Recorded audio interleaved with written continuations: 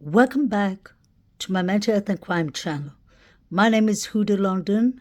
This is the case of the Idaho quadruple murders that took place on the 13th of November, 2022. This is for entertainment purpose only. Could BRYAN KOHBERGER possibly walk free?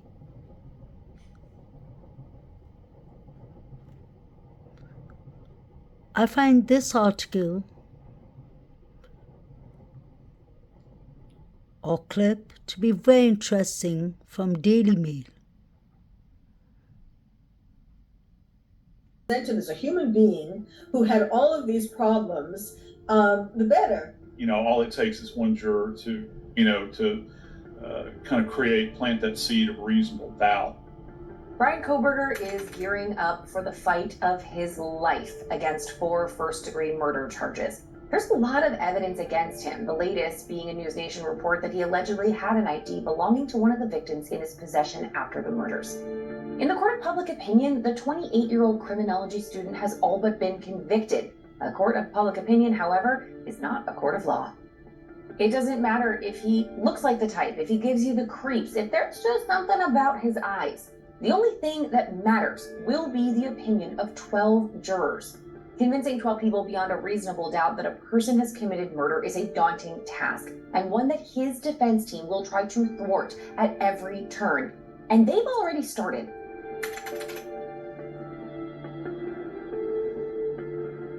If you know anything about the case of the Idaho 4, you know that investigators have uncovered a lot of evidence connecting BRYAN KOHBERGER to the crimes. But former federal prosecutor Nima Rahmani says defense lawyers will be prepared for a fight. That's what they're going to do. They're going to put up factual roadblocks as well as legal hurdles as well. That's why you see them attacking everything. That's what they're going to do. They're going to put up factual roadblocks as well as legal hurdles as well. That's why you see them attacking everything. From the time of his arrest, BRYAN KOHBERGER has been working on his defense. One of the first things he did was waive his right to a speedy trial. This was so his lawyers could have as much time as possible to go through the evidence against him and find ways to poke holes in it. But something we don't often think about is how important it is going to be for the defense team to humanize him. So you're really up against a lot. And so the more that you can do to present him as a human being who had all of these problems, the better. I try to get the jury to walk in their shoes and to understand who they are. BRYAN KOHBERGER is a petri dish of psychopathology. A defense psychiatrist would have a lot to work with. The brutality of the killings, the innocence of the victims, frankly, the number of victims are chilling. And the prosecutor will tell the jury the story of a boogeyman, a nightmare made real, a masked murderer who appeared in the dead of night to massacre 4 people when they were at their most vulnerable, asleep in their beds.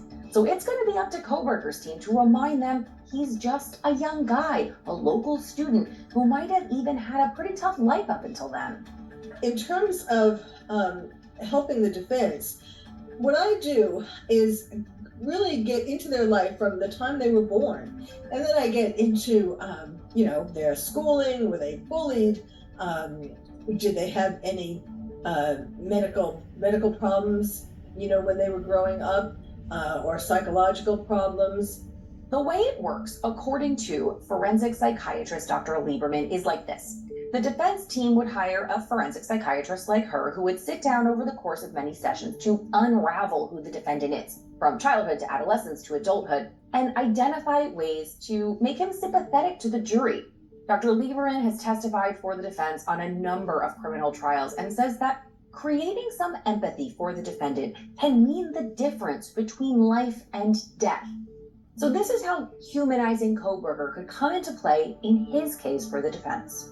What could a defense psychiatrist do with all that? Well, one thing, you could show the multiple times throughout his life, and even recently in a bar near where he lives in Pennsylvania, he was rejected by these women, and it was written in the notes, if this guy comes in, he's, going to harass you and so on. So you show that whole string, for all the years of his life. Then, and how painful that was for him and so on. His defense team will then want to attack the evidence, how it was collected, the science behind it. The biggest piece of evidence that we know of so far is that knife sheath. It's a military-style Ka-Bar knife sheath that was left at the crime scene next to the body of one of the victims. And according to police, Bryan Kohberger's DNA was the only DNA found on that sheath on the snap. Sounds pretty bad, but forensics expert Joseph Scott Morgan explains that the defendant needs to be connected to the knife, to the murder weapon, in a lot more ways than just a little bit of DNA. Well, the first thing you have to do as an investigator is to find out whether or not any person in that home owned a knife sheath that is similar to that. The defense will look at that. To paraphrase here, the defense will want to know if one of the other roommates or perhaps one of their boyfriends also owns a Ka-Bar style knife, and they can use that to then question whether the sheath found at the scene belongs to one of them and maybe not Bryan Kohberger. Okay, I'm sure you're thinking at this point, yeah, but investigators said they found Kohberger's DNA on the snap. I was thinking the same thing. It's kind of hard to argue that it isn't his knife, but I was wrong. Nima Ramani points out that the defense will have their own theories and their own science to try to dismantle this for the jury. The defense is going to attack the evidence in this case, and one thing that I expect them to do is attack the DNA, say it's not reliable, it's only one source, and it could have been transferred there by anyone, and there's going to be a whole host of other people that have DNA there. A whole host of other people have DNA there. This is what the defense will likely latch onto like a dog with a bone. Now, the scene of the crime here is unique in a lot of ways. There are essentially 3 crime scenes. Bedroom 1 on the top floor where Kaylee Gonsalves and Maddie Logan were killed. Bedroom 2 on the second floor where Xana Kernodle and Ethan Chapin were killed. And then kind of the house as a whole. 6 residents lived in 1122 King Road at one point, and the house was really known as a party spot on the University of Idaho campus. And this isn't just talk, there's proof. Body cam footage from multiple incidents show police dropping by the house due to noise complaints from different parties. We actually see Kaylee and Xana in some of these videos telling cops they're going to keep it down while there are who knows how many people in the house behind them. Can the defense explain away that forensic evidence with a forensic expert on the stand and say, could they have gotten there from a party? Could they have gotten there from... Yeah, I suppose they could, and I think that I'm glad you mentioned 3, because it's like, if you got 1, that's a much easier hill for the defense to climb. But if I were on the defense team, I would want this video above all the others to be shown to the jurors to really illustrate this point. What you're going to see here is footage from police responding to another noise complaint. This one is different, and what makes it different is huge for the defense. See if you can pick up on it. How goes it? Oh, hi, how are you? Who lives here? We're not actually You don't know who lives here? No, I don't. We're just here for a noise complaint. Oh, okay. Well, no one's here that's trespassing, but no one that lives here is here right now. So where'd they go? They're just not here. I have no clue where they went. No clue. So you guys just throwing a party in their house at They this were time? here at one point. They're not here right now. I just searched all the rooms. They left and went over to some other party, and everyone in the house I just searched all the rooms. There's a raging party going on here, and not a single person who lives in the house was there at the time. This can really illustrate maybe how lax the girls were about their home. Dozens, maybe hundreds of people were in and out over the course of the semester, so the defense will argue that it is more than plausible that Kohberger just attended a party there, and maybe that's how his DNA ended up in the house. At least according to reports, there's a single source of DNA in the knife sheath. The defense, of course, will argue that that was transferred, but you would hope to get a lot more DNA evidence at the home, especially when the reports are that this was a party home and there were a lot of people coming in and out. So I fully expect there to be a lot of other DNA evidence in that house. We tend to get laser focused on the single source of DNA found on the knife sheath, which cops say was Bryan Kohberger's. But when the house was processed by crime scene techs, they're likely to find Dozens, hundreds of sources of DNA scattered through the house. Just look at these Daily Mail exclusive photos. This is the preserved crime scene. So after the murders, police left the home as it was, essentially freezing it in time so that they can process the evidence just how it was left when the bodies were discovered. So what you're looking at here is inside of the house, exactly what it looked like the night the killer slipped inside and knifed 4 people to death. It's a mess. It's what you would likely expect to see from a college house. There's food, wrappers, half-drank coffees, dirty dishes, beer pong, empty liquor bottles. You know, not only does this add to that party house angle, but it also shows just how easy it could be for a skilled defense attorney to argue that Kohberger's DNA was just one of many scattered around this house and doesn't necessarily point to him being a killer. Too, they've got to hold on to these, no pun intended, to these little threads that they can, because, and this is well worn, Caitlin, you know, people will always say, you know, all it takes is one juror to, you know, to kind of plant that seed of reasonable doubt, you know, in their mind. And there's no doubt in my mind that the defense is going to utilize that. DNA at the scene isn't the only evidence that Kohberger's team will go after. A while back, BRYAN's lawyers halted the cleanup of the crime scene once it was released by investigators because they wanted to do their own investigation in person. Makes sense. But his lawyer needed a court order. His attorney and a few others spent about an hour in and around the property examining it and taking photos. And they had to get a judge to sign off to stop the cleanup so that they could go in. And this may be raised again at trial if his attorney tries to argue that potentially exculpatory evidence was destroyed. And speaking of exculpatory evidence, meaning evidence that could help exonerate the defendant, Joseph Scott Morgan points out what he thinks is a glaring error by investigators. Before an arrest was made, some of the victim's personal items deemed unnecessary to the investigation by police were released to the family. And that may be a huge win for Kohberger. I made kind of a stink early on about, do you remember when they said that they were allowing items to leave the property for the purposes of sentimental reasons, which was the biggest ton of garbage I've ever heard. Why would you do that? I wonder what was leaving.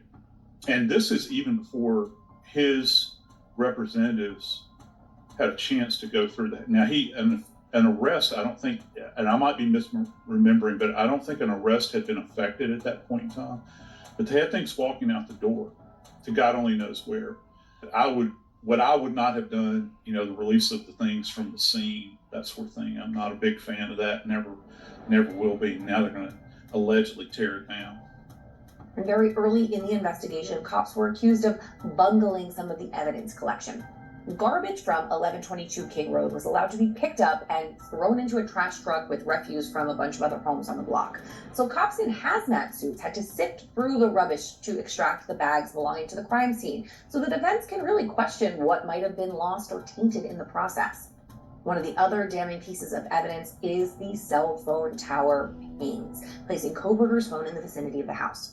According to the arrest affidavit, his phone pinged 12 times near King Road in the months leading up to the murders. Cops combined that cell data along with CCTV footage of his car to tie him to the home on the night of the crime, but it wasn't exact.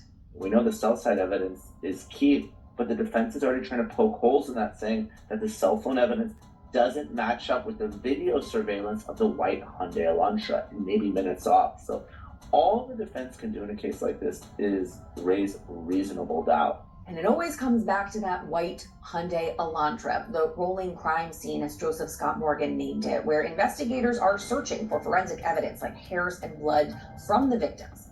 Kohberger drove that car for nearly 2 months between the time of the murders and the time of his arrest, not to mention the fact that he and his father made a roughly 2,700-mile cross-country trip.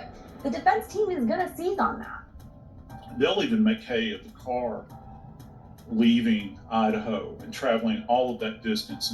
And I apologize. I had looked up the mileage at one point in time from Pullman.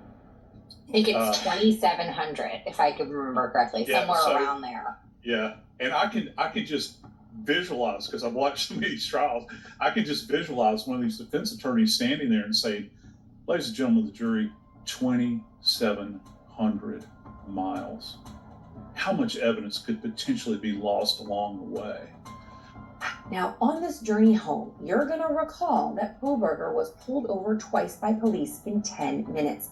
And Dr. Lieberman says that the body cam footage indicated to her something peculiar about he and his father. What do you think? Well, first of all, we don't know very much about his childhood. There have been tons of news reports about him and so on, but all we know is what we saw of his father in the car. That was a little strange. There's a clue right there that there is something strange.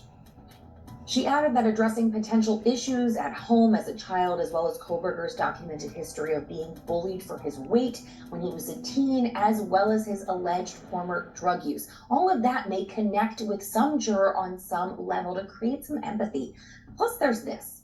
This I don't think would be very popular with the jury. One could try to say, if there was some evidence for this, one could try to say that these girls, or at least one of the girls, led him on, made him believe that she was interested in him, and for months, and then ultimately she rejected him, and so it was such a devastating change, and that's what kicked him off, what made him ultimately kill them all. I agree there, that probably wouldn't be popular with the jury, and it kind of risks the admission that KOHBERGER was mad or upset with one of the victims, so it is really unlikely that we are going to see that particular angle play out in court. But what we know we will see is a serious defense of BRYAN KOHBERGER's innocence from his lawyers. Now, there is a teeny minuscule chance that he will plead guilty at the next hearing and this would all be over, but we are far more likely to see this heading to an explosive jury trial in the coming months. And as you've heard, the road to reasonable doubt is rocky for the defense, but it is possible. So until then, check out all of our... This is all going to play out in court. And there are many reasonable doubts. The reason I say that is I personally believe this case was handled very unprofessionally. The students, the victims, his stuff was handed over to their families before BRYAN KOHBERGER was even arrested. And the defense is definitely going to use that. He drove for 2,700 miles. What evidence was in his car? What evidence wasn't in his car?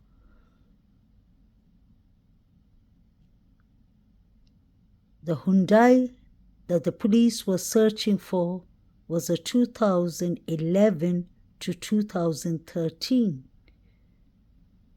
model. It wasn't a 2015. And it didn't have tinted dark windows. The police were searching for occupants in a white car. Occupants in a white car so that they could ask them potential questions. The police said they believed they were a witness or they could have been around the scene at that time. When did the occupants become an occupant?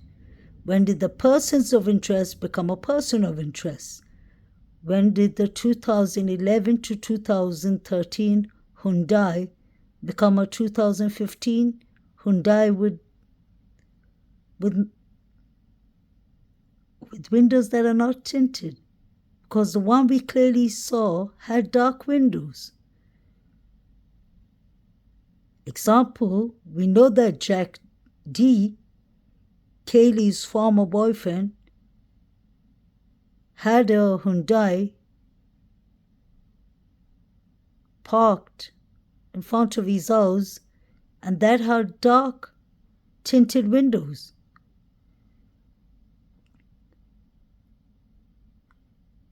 We've seen Dylan Mortensen, one of the surviving roommates, his boyfriend Quinn Kelly drives a light-colored car.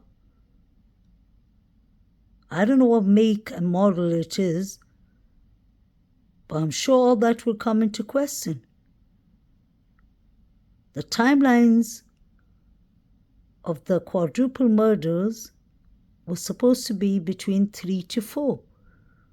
When did it change and become 4:05? We didn't see any DoorDash car driving in there. We saw allegedly what we were told was BK's car. But that person was just there for a few seconds. Few minutes, I mean. Could that person have committed a quadruple murder? This is not a military man. This is not a sniper. This is not the SWAT team. This is a student.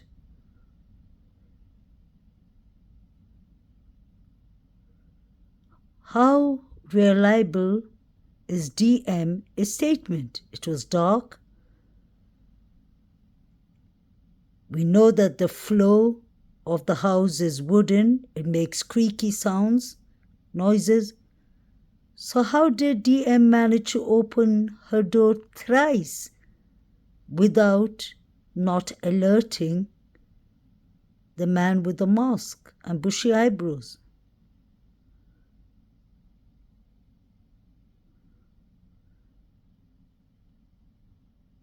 Look at the garbage that the police were sorting through. What if the knife was actually in there? We saw 4 figures running around that night. It was the undercover police's body cam that caught those figures. Where were they coming from? It looked like they're coming from Kings Road, from the victim's house. Where were they going to?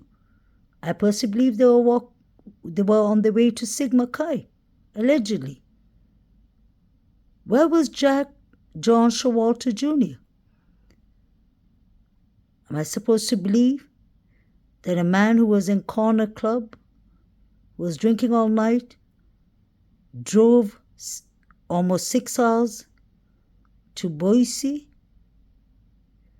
to his family, his camping cabins? We know that he is skilled with knives and K-bar knives and large knives. How well and how clear could DM see? She was in a state of shock. Witnesses can get it wrong sometimes. Was she under any influence? Was she drinking? Was she on drugs? These are college students on a Saturday night. What is DM's story? What is BF's story? Was she even at home? Because we heard she came home after 8 hours. When the police was there at 12 at noon, they saw Bethany Funk. But where was she that night? Who left the front door wide open?